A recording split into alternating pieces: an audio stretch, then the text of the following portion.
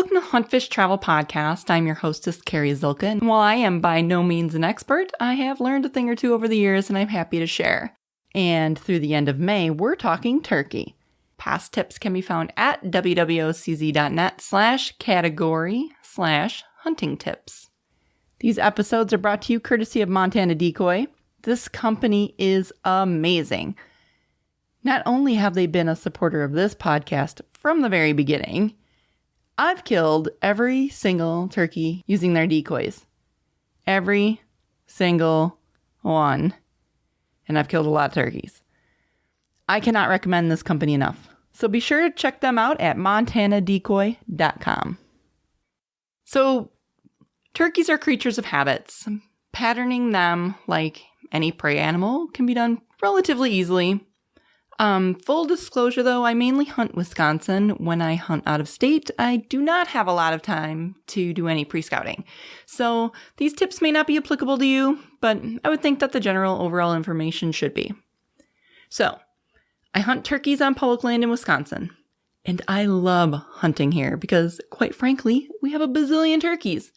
Finding them, for the most part, is pretty easy, I will admit. I start my scouting in early March. The weather is starting to warm up, the birds are starting to feel frisky, and they are probably as excited to be out in the sunshine as I am. For me, I don't use trail cameras for turkeys. I basically let my feet find them for me. First few weekends I'm able to get out, I wait until mid-morning, and I just walk. I constantly look for sign, feathers, tracks, scat, whatever. And 9 times out of 10, I find it within pretty close proximity to open water.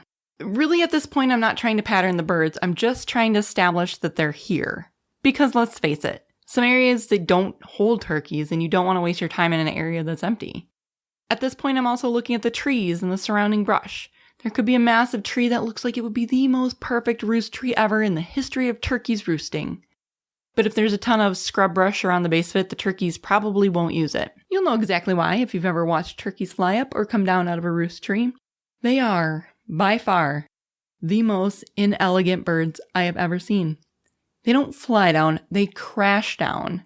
They thud down. And if there's a bunch of crap in the way, they won't be able to fly up or down. As a side note, this might be something to think about if you're a private landowner and you're looking to create some turkey habitat. Clear out the scrub brush around any large conifers that look suitable. Who knows, you might have a family of turkeys move in. Like any bird, turkeys need shelter from the elements. I've noticed they tend to roost in larger flocks in deep timber during the colder months. The surrounding trees, I'm assuming, help break up the wind. But as these winter flocks break up, they'll move closer to the open fields once the weather starts warming up.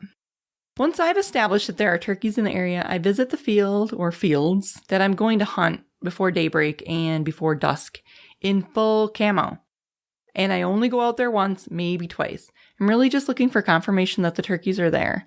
I don't call, I don't shot call, I don't make any noise or leave any trace. I seriously try to disturb the area as little as possible because I do not want them to realize that I'm coming back to get them tomorrow. That's it. Thanks for listening. We will talk about finding the roost tree next week.